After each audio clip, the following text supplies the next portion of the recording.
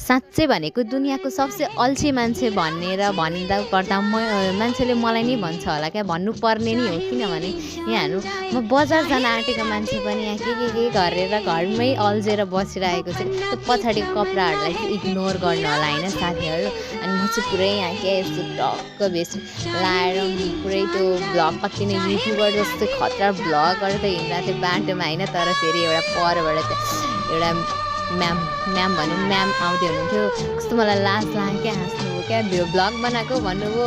त्यस्तो हाँसेर यसो भिडियो एक दुईवटा भिडियो पनि बनाइदिइहालेँ। नाच्न आउँदैन तर पनि नाचिदिएको।